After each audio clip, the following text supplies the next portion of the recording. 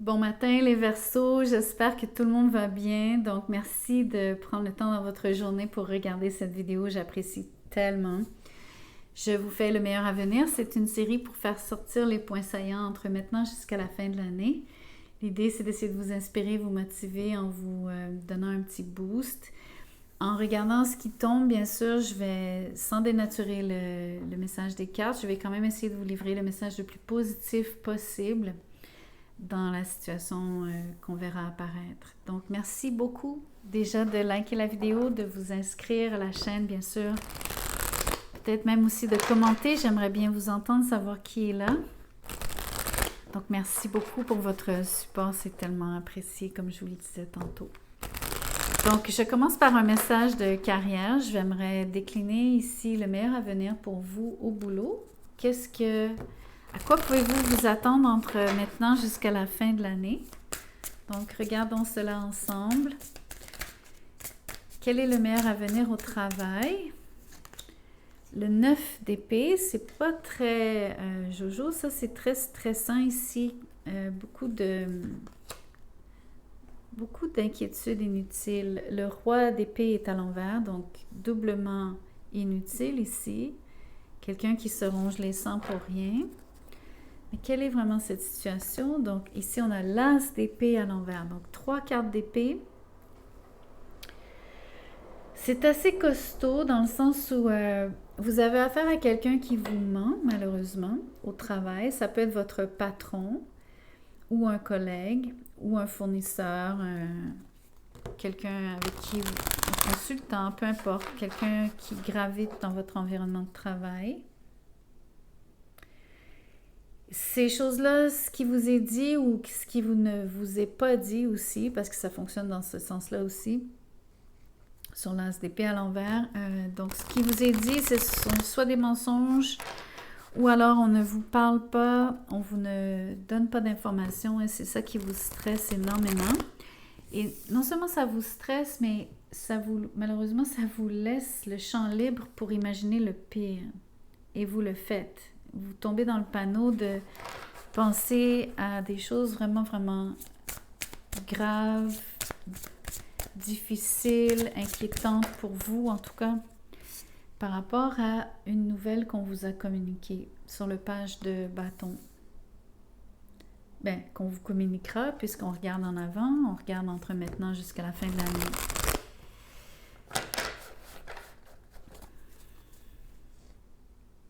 Voyons voir quelle est cette nouvelle. Je vais utiliser l'oracle pour la faire sortir, cette nouvelle. Qu'est-ce qui vous stresse? Quel est ce mensonge ou cette situation vraiment ambiguë dans laquelle on vous garde en partie dans le noir et où en partie on vous mésinforme? Parce que je pense que c'est le phénomène des deux. On vous mésinforme autant qu'on vous cache des choses. Le travail, ça concerne directement vos tâches. Ça concerne directement ce que vous avez à faire. Donc, ça ne m'étonne pas que ça vous stresse autant. Donc, pour faire ressortir le meilleur à venir ici, je vais demander donc au tarot de nous dire... Attendez, avant, je vais faire ressortir un petit dicton sur le succès, mais je veux vraiment aller voir quel est le meilleur à venir dans cette situation, parce que pour le moment, je vois surtout une situation où est-ce que vous n'avez pas ce qu'il vous faut pour faire votre travail, ça vous dérange énormément, et où on vous annonce quelque chose qui... c'est ça que je veux faire ressortir ici. Attendez, ça concerne directement votre job. Si vous ne trouvez pas de but, cherchez votre passion, elle vous mènera droit au but.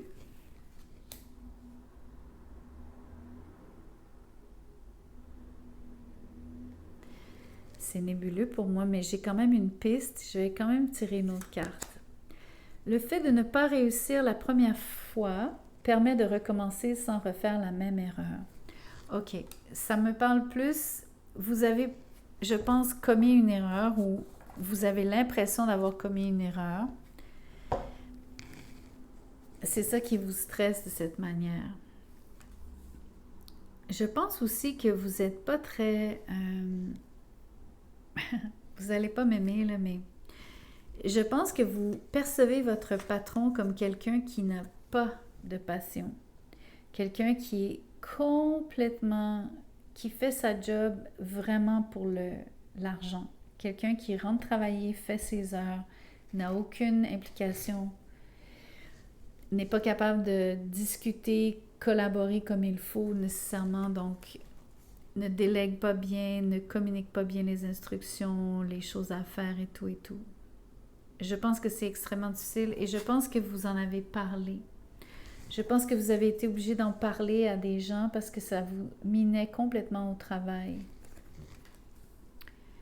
Donc, c'est pas votre propre passion ici qui fait défaut, à mon avis, c'est vous avez remarqué qu'il y a quelqu'un dans l'équipe, notamment votre patron, qui manque de passion. Mais vous avez probablement fait l'erreur d'en parler et ou de ne pas en parler. Donc, cette mauvaise nouvelle que je pensais qui venait vers vous, c'est peut-être vous ce que vous avez dit ou n'avez pas dit. Je pense que c'est quelque chose que vous avez dit, malheureusement. Mais je pense que vous l'avez fait en effet parce que c'était trop pour vous et que je pense que vous voulez que les choses changent. Vous voulez pouvoir faire votre travail comme il faut. Surtout si ça vous impacte aussi négativement que sur le 9 d'épée.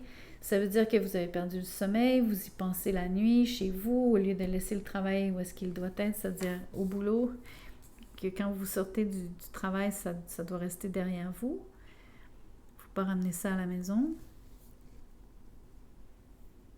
Le meilleur avenir, en fait, c'est probablement d'avoir à exposer cette situation et d'avoir à exposer le fait que cette personne, en ne déléguant pas, en ayant une très mauvaise communication avec vous, ça vous empêche de faire votre travail. Vous avez donc un stress additionnel. Vous n'êtes pas en mesure de compléter ce que vous avez à faire parce qu'on vous mésinforme ou on vous ment ou on vous cache des choses. Voilà. Donc, maintenant, je fais un message pour les gens qui sont célibataires. Je me fais souvent demander un message pour les célibataires. Donc, le meilleur avenir ici en amour pour vous, les célibataires. Qu'est-ce que les Verseaux célibataires ont besoin de savoir entre maintenant et la fin de l'année? Est-ce que quelqu'un vient vers vous? La Reine de Pentacles avec le Chevalier de Coupe à l'envers, malheureusement.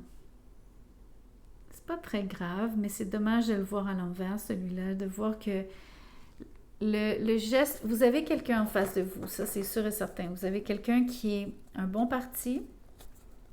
Ça peut être un homme ou une femme d'affaires, sans que ça soit nécessairement un homme ou une femme d'affaires. C'est quelqu'un qui gagne bien sa vie, qui se démerde, qui se débrouille très très bien.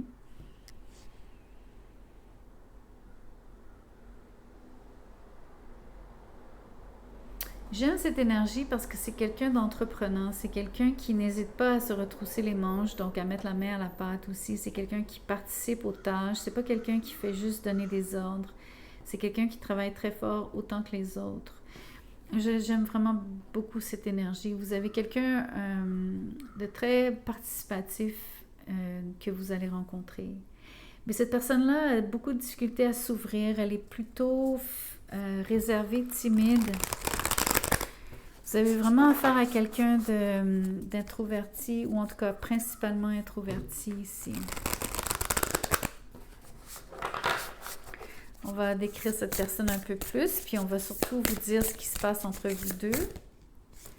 Donc, pour la décrire un peu plus, j'ai une autre carte. Le chevalier, cette fois-ci, de bâton est à l'envers. Donc, vous avez 3 personnages sur la table. Vous avez déjà 2 chevaliers à l'envers. Moi, je pense que la personne qui vient vers vous, c'est cette reine. Et pour moi, les chevaliers, ce sont les actions qui, de toute façon, les chevaliers, c'est du mouvement, c'est justement, ce sont des cartes d'action. Donc, j'analyse plus dans ce cas-ci les chevaliers comme étant, à moins que vous ayez littéralement 3 personnes que vous allez rencontrer d'ici la fin de l'année, c'est possible aussi, OK? Mais il y en aurait seulement une de ces 3 personnes qui en vaudrait la peine. Les 2 autres, il y en a un qui est trop séducteur, l'autre qui est trop comment on dit? Player. Quelqu'un qui est pas sérieux, quelqu'un qui est vraiment donc volage ici.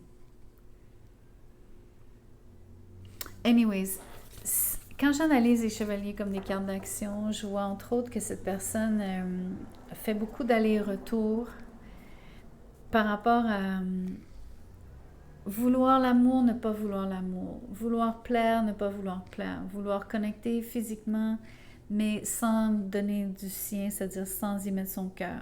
Donc, il y a comme toute une... c'est comme quelqu'un qui, même pour elle-même, ne sait pas vraiment se positionner par rapport à ce qu'elle désire profondément, surtout quand il s'agit de vous.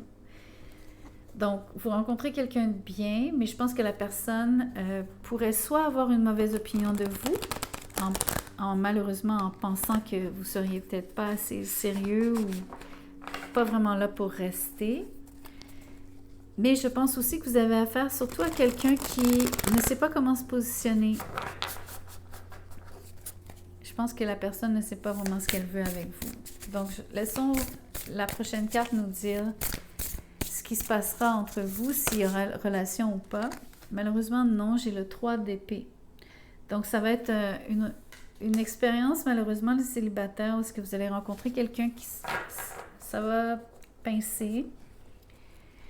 Ça ne veut pas dire que ça ne vaut pas la chandelle, dans le sens où chaque expérience nous apporte toujours quelque chose, bien sûr.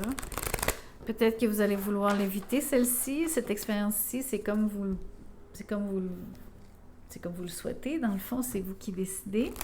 Surtout si vous êtes au parfum, surtout si vous avez, grâce à ce tirage, et si dans les circonstances, vous voyez que les choses se passent comme ça et que vous ressentez que la personne ne serait peut-être pas assez sérieuse avec vous, peut-être que vous allez vous-même vouloir vous éviter une peine d'amour, ou en tout cas vous éviter que ça fasse mal.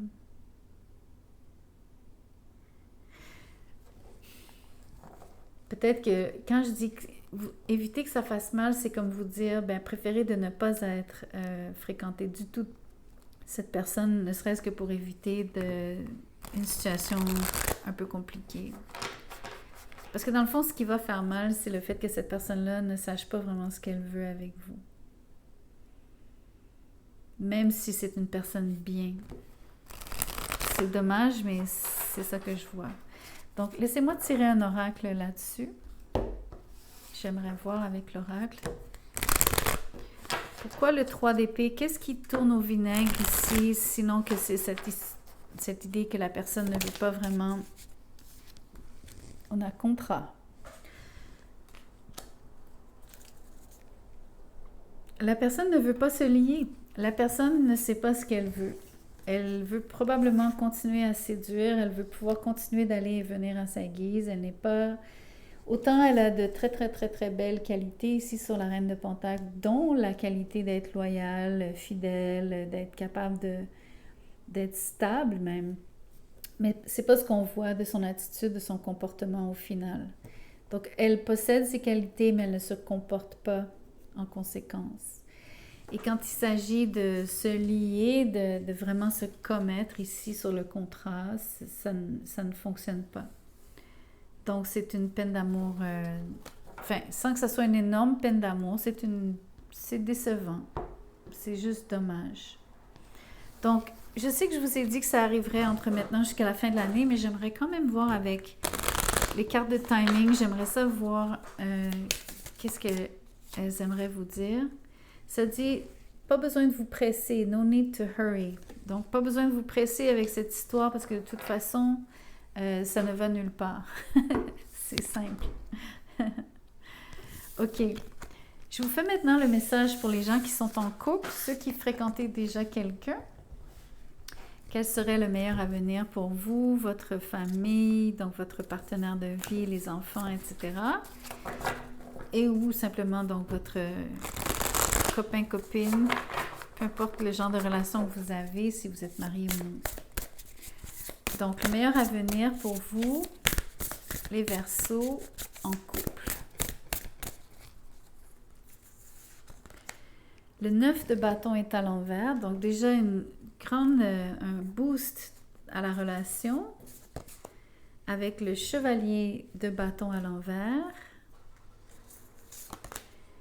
et le roi d'épée ici. Il n'y a pas beaucoup d'amour qui flotte dans l'air ici entre vous deux. Au contraire, j'ai l'impression qu'il y a une situation qui requiert beaucoup de logique, qui requiert de réfléchir longuement, de se renseigner, d'avoir à prendre des décisions. Je pense que ça concerne les allées et venues, donc le fait d'avoir de la liberté dans le couple ou non. Mais je voyais un grand boost ici, je voyais comme c'est pas tout à fait comme un renouveau, c'est beaucoup plus comme...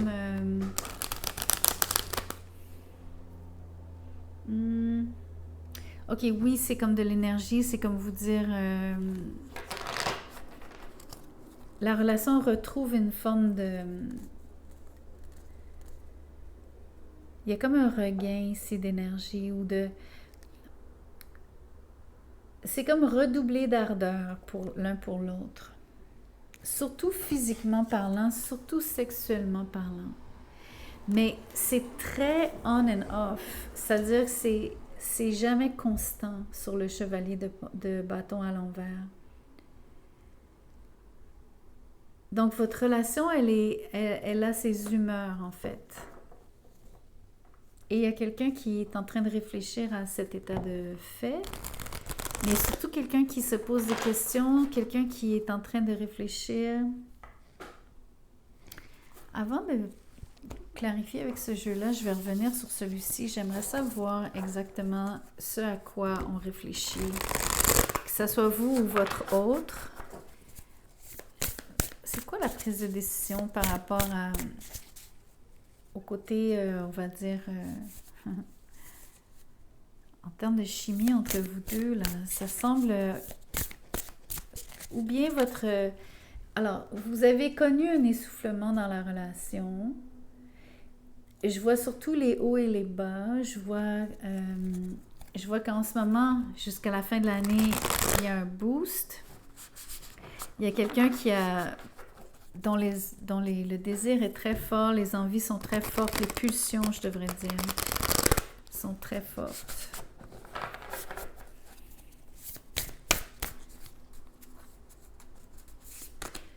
Le 10 de Pentacle est à l'envers, c'est dommage. La décision, c'est de quitter, c'est de briser le couple. Sur le 10 de Pentacle, c'est quand on brise un mariage, quand on brise une relation de longue date, quand on défait une famille même, quand on défait donc une structure familiale. C'est vraiment dommage de voir ça ici. En tout cas, c'est l'idée que un de vous deux y pense, se pose la question à savoir s'il ou elle prendra la décision. Mais voyons voir si c'est le cas. Le 5 de bâton est à l'envers. Et je vais tirer encore. Et le 10 de bâton. Vous avez déjà eu vous avez déjà eu maille à partir ensemble à propos de cette même situation.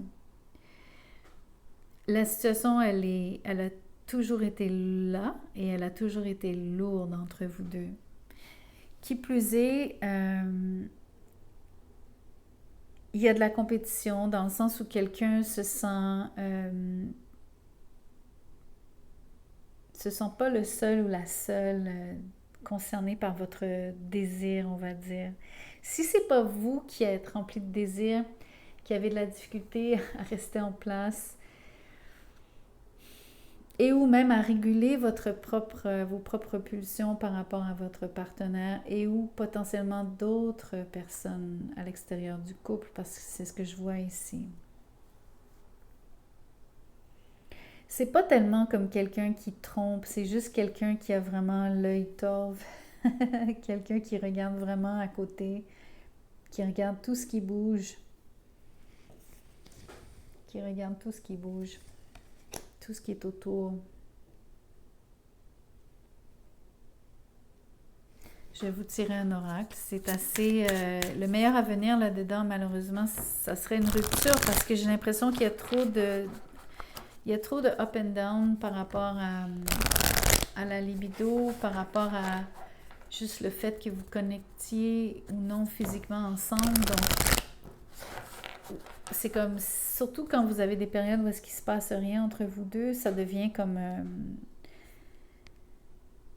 ça vous fait penser que vous n'êtes plus un couple.